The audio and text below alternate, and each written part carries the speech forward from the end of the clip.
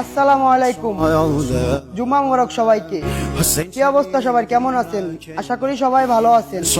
আমরা একটু ভালো নাই তো আপনার বন্ধু আমার ভাই, নাম হলো তার রাব্বি। সবাই কম বেশি চেনেন তাকে, তবে গত 2 দিন ধরে তার কোনো খোঁজ খবর পাওয়া যেতেছে না। তবে লাস্ট সে আমাদেরকে এই বয়সটাই দেয়।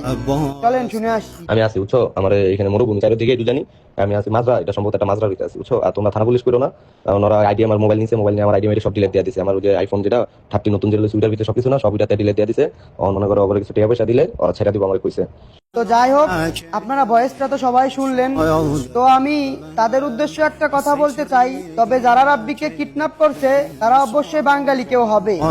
দেখেন ভাই, মানুষ বলতেই তো ভুল হয়। তবে আমার জানা মতে রাব্বিও খুব সুন্দর একটা ছেলে, সুন্দর সুন্দর ভিডিও করে, দেশে থাকতে ভিডিও করে দেখছি। তবে রাব্বি আমার খুব কাছের একটা লোক। তো আমি আপনাদের কাছে অনুরোধ করবো, এই ভিডিওটা যদি আপনাদের সামনে কখনো পড়ে তাহলে সব ভুল ভুলে গিয়ে ছোট ভাই হিসেবে ক্ষমা করে দিবেন। তবে আমি জানিও দালাল নিয়ে ভিডিও করে। দেখেন ভাই, প্রত্যেকটা মানুষের জীবনের গল্প এক থাকে না। হয়তো সে দালালের কারণে আঘাত পাইছে, তাই দালাল নিয়ে ভিডিও করে। তবে যাই হোক, আমি আপনাদেরকে অনুরোধ করি, এই ভিডিওটা যদি আপনাদের সামনে কখনো পড়ে তাহলে ছোট ভাই হিসেবে তাকে ক্ষমা করে দিবেন।